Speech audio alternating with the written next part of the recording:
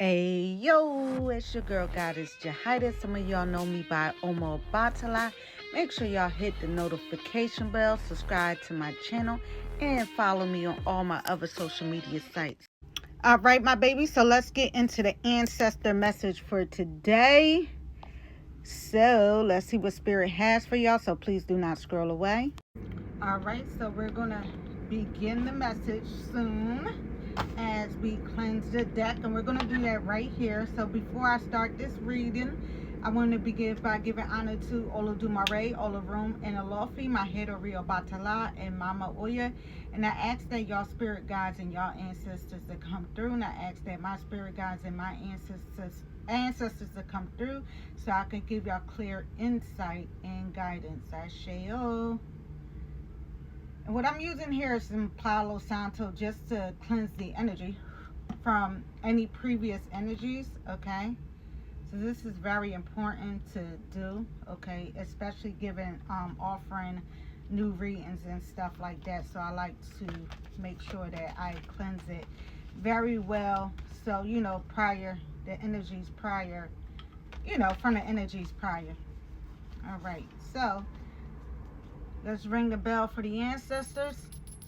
I got my little bell today, and I do have my bigger bell here too as well.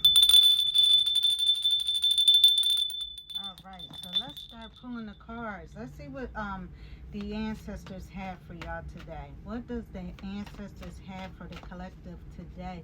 And sorry for those that are coming along with the hurricane.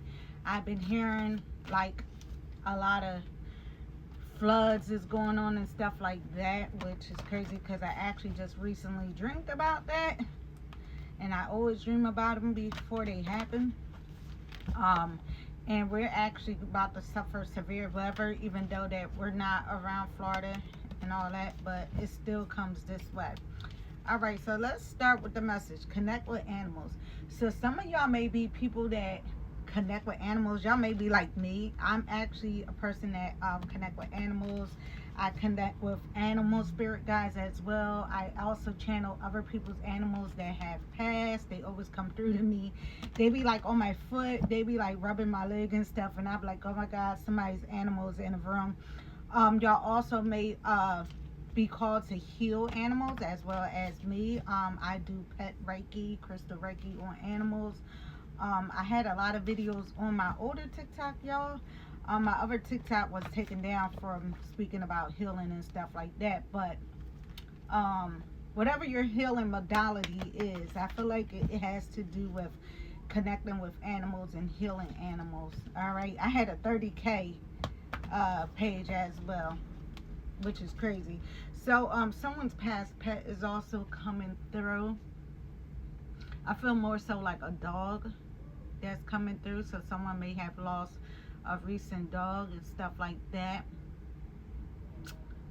wants to reconnect with y'all, and y'all have like y'all been feeling that animal around.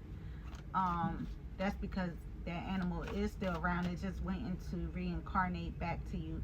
I also have a video of y'all go see. I have a cat that reincarnated to me. She had a seizure, and she was a chimera cat, very rare cat that you never find, and my cat actually reincarnated back to me the same way.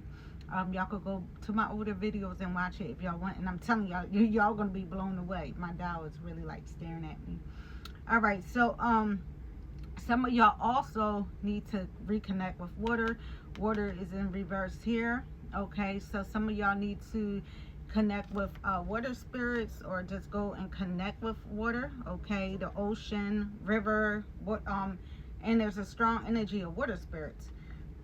Excuse me. So some of y'all may be connected to water spirits. It's also telling me to tell y'all that some of y'all may need to hydrate as well, but with like alkaline water or coconut water or watermelon and stuff like that. So something about water calling y'all, okay, could mean that you need to hydrate yourself, or ocean water spirits are calling for y'all to leave offerings there.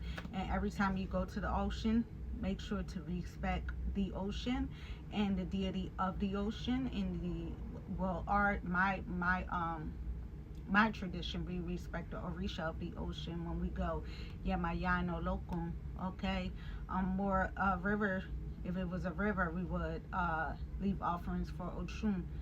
But whatever, deity or water spirit that you connect to, it could be Mama Wada or whatever it is, make sure that you leave that offering for her. Oh my God, my EMF is going crazy right now.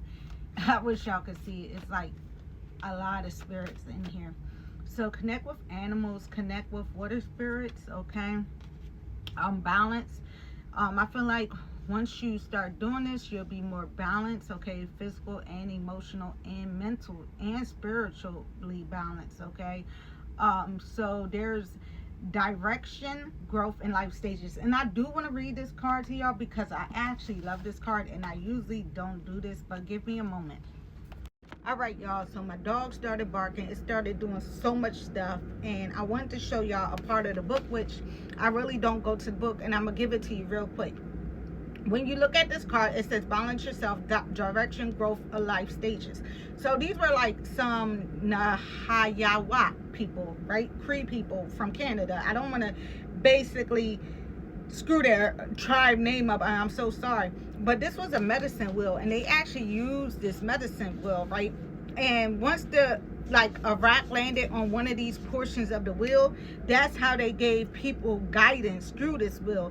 And it also, the Cree consulted this medicine wheel for guidance, healing, and purpose and insight. And each of the quadrants relates to directions of seasons and the color of the life stages like that, such as like it is on this wheel, which I do consult in a way like this, which I don't want to talk too much about it because there's something that I was supposed to been did on here, is a way that my tradition consult our ancestors and our guides, and is a way that we did readings in the past, right?